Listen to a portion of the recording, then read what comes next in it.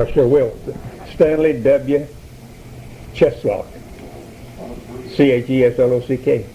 Date 2/10/01. All right. Okay.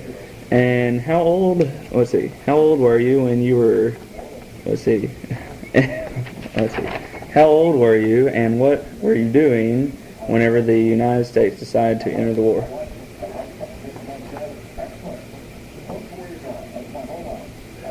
Well, I was inducted in 1942. I was railroading. All right. And what branch of the military? Santa Fe Railroad. Mm-hmm. Corps of Engineers, Army. All right. What war? I mean, World War II had a European theater and a Pacific theater. Which one were you in? In the Pacific.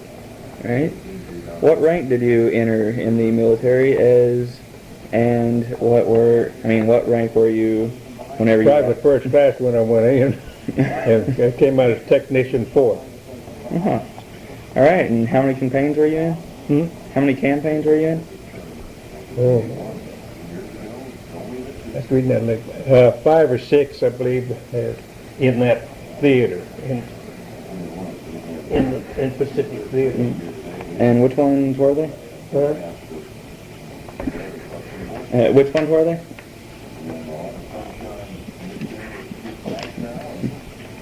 What campaigns were they? See if you take one of those. It's the same thing. Here they are.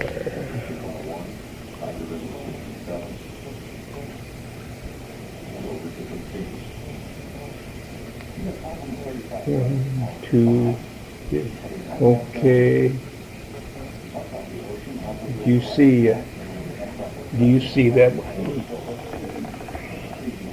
The Southern Philippines,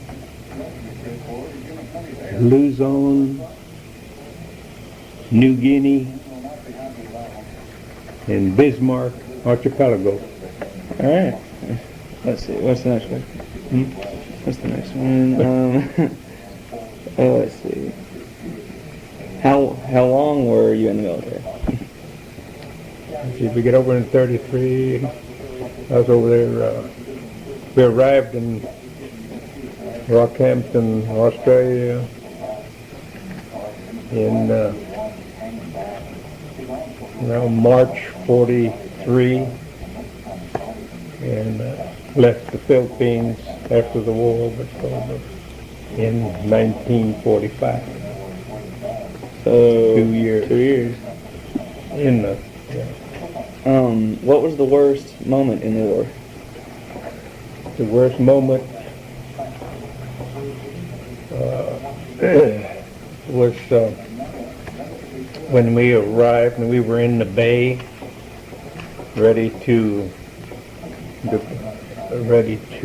depart or land.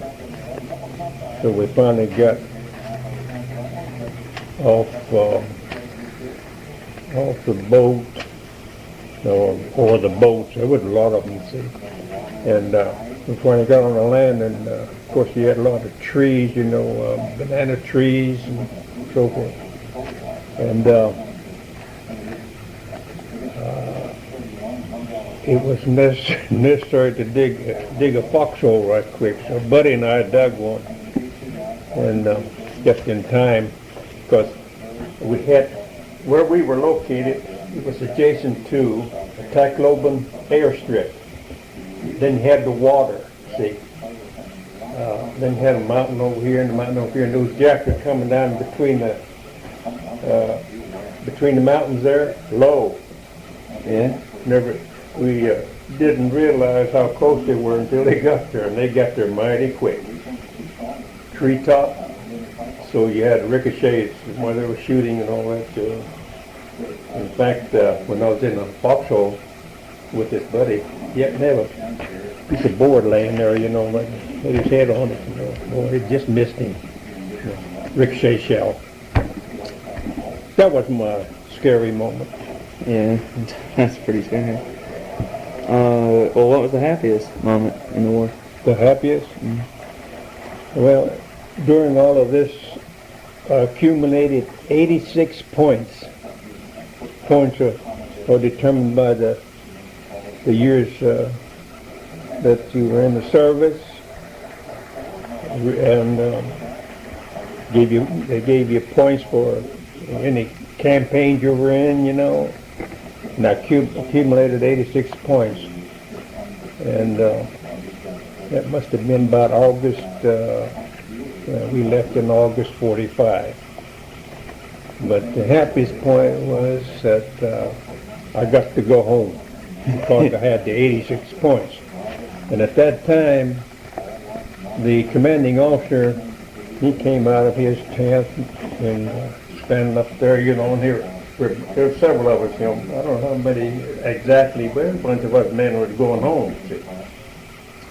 So I kind of preached it to us a little bit, tell us all the good things that we did there and so forth, you know. While he was doing that, we had a lot of ships that were up at Mananoa Bay. And all of those ships had their sirens and whistles and everything blowing. It was all over. That all happened when I was getting ready to leave. See, it wasn't over yet. That was my happy moment. Well, what was the funniest thing that happened during the war? Funny thing that happened to me, I guess, was when I coming home on the boat, and I was on detail getting the fruit out of the bottom of that boat. So I had plenty of fruit to eat on the way back. Bringing up the oranges and apples and all of it. Okay. Did you meet any famous generals like General MacArthur, General Patton? I didn't meet him, but I saw him, see.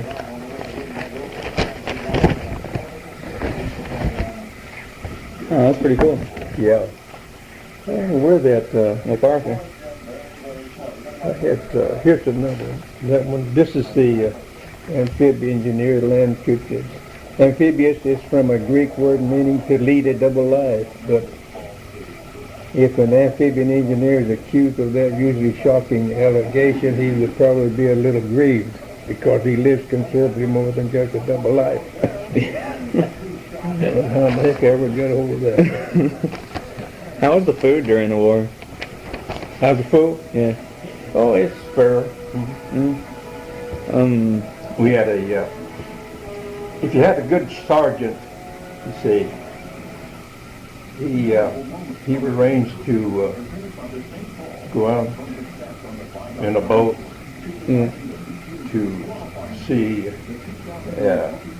the mess sergeants that are on this big boat, you know, and try to trade him some meat, see. And they'd go out and get some meat like that, you know. They had some good pork chops and beef and so forth, which is pretty good. But the food, you know, outside of that, it was pretty good. Fair. Well, what about the uniforms and gear? Did they have enough? Did they fit and work and stuff? The uniforms that fit and all that? Yeah. Mm-hmm. Uniform, no problem. And were you married before leaving to the war, or after that? All right. Yes. And does your unit have any reunions or anything? Any what? Reunions? You ever see any of the guys from the war? I haven't had any reunion of the people I was in the service with. Yeah. No. No, we haven't. No. I guess that's pretty much all. They've had reunions. You know, they do have them all the time. They have them now. Yeah. You know. But I saw it in the American Legion magazine where they had to get together, but I never did get to it. Well, that's all my questions. Anything else you want to say? No. All right. Well, thanks. You, why don't you? I have two of these. Why don't you take that one there? You might get something out of it. All right. Yeah. Thanks. I'll show you that big book of all those World War II